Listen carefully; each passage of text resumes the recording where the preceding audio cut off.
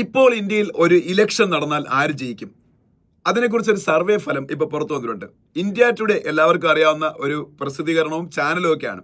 അവരാണ് ഈ വർഷത്തിൽ 2 തവണ ഇത്തരത്തിലൊരു സർവേ നടത്തുക. ആ സർവേയുടെ പേര് mood off the nation survey എന്നാണ്. സി വോട്ടർ എന്ന് പറയുന്ന വളരെ ഫേമസ് ആയിട്ടുള്ള ഏജൻസിയുമായിട്ട് ചേർന്നാണ് ഇന്ത്യ ടുഡേ ഈ സർവേ നടത്തുന്നത്. നമുക്കറിയാം 6 മാസം മുമ്പാണ് ഇന്ത്യയിൽ ലോക്സഭാ ഇലക്ഷൻ നടന്നത്. അന്ന് ആരും പ്രതീക്ഷിച്ചില്ല BJP ഒറ്റയ്ക്ക് ഭൂരിപക്ഷത്തിൽ നിന്ന് പിന്നോക്കം പോകുമെന്ന്. അവർക്ക് ഒറ്റയ്ക്ക് ഭൂരിപക്ഷം കിട്ടിയില്ല. 240ഓളം സീറ്റ് മാത്രമേ BJP കിട്ടിയുള്ളൂ. 232ഓളം സീറ്റ് ഇന്ത്യ സഖ്യത്തിനും കോൺഗ്രസിന് 99ഓളം സീറ്റും കിട്ടി.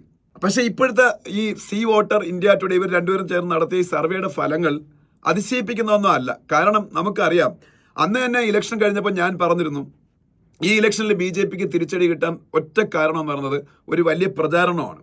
ഞാൻ സ്ഥിരമായിട്ട് സാധനങ്ങളൊക്കെ വാങ്ങാൻ പോകുന്ന തിരുവനന്തപുരത്ത് കവടിയാറിലെ ഒരു കടയിൽ അത്യാവശ്യം വിദ്യാസമ്പന്നനായ ഒരാൾ എന്നോട് പറഞ്ഞതാണ്. അദ്ദേഹം ഒരു സവർണനായ ആളായിരുന്നു.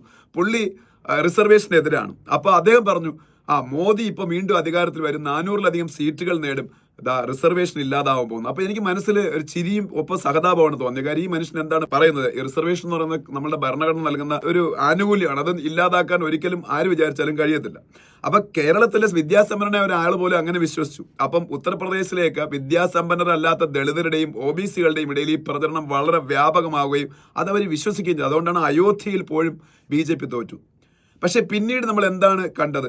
പിന്നീട് ഹരിയാനയിലെ ഇലക്ഷനിൽ ജയിക്കാവുന്ന പൊസിഷനിൽ കോൺഗ്രസ് പരാജയപ്പെടുന്നു. പിന്നീട് മഹാരാഷ്ട്രയിൽ ജയിക്കാവുന്ന പൊസിഷനിൽ കോൺഗ്രസ് പരാജയപ്പെടുന്നു. അതിനുശേഷം ഡൽഹിയിൽ BJP അധികാരത്തിൽ വരുന്നു. മിക്കവാറും ഉത്തർപ്രദേശിൽ നടന്ന മറ്റ് ഈ ഇലക്ഷനുകളിലെല്ലാം BJP ജയിക്കുന്നതാണ് കണ്ടത്. ഇത് തന്നെയാണ് ഇപ്പൊ ഇന്ത്യ ടുഡേയുടെ ഈ സർവേയും പറയുന്നത്.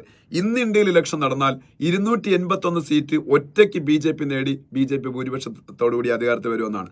ഒപ്പം അവരുടെ NDA സഖ്യം 342 സീറ്റ് നേടും എന്നാണ് പറയുന്നത്. ഇതിൽ ഒരു അതിശയവുമില്ല. കാരണം ഇന്ത്യയിലെ സമീപകാല ഇലക്ഷൻ റിസൾട്ടുകളെല്ലാം അതാണ് സൂചിപ്പിക്കുന്നത്. കഴിഞ്ഞ ലോക്സഭാ ഇലക്ഷനിൽ BJPക്ക് കിട്ടിയ തിരിച്ചടി ഒരിക്കലും അവരുടെ രാഷ്ട്രീയമായ തിരിച്ചടി അല്ലായിരുന്നു.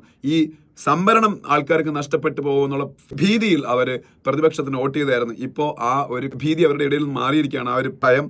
അതുകൊണ്ട് തന്നെ വീണ്ടും BJP ഒറ്റയ്ക്ക് അധികാരത്തിൽ വരുമെന്നുള്ള ഈ സർവേ നമുക്ക് അവിശ്വസിക്കേണ്ട കാര്യമില്ല.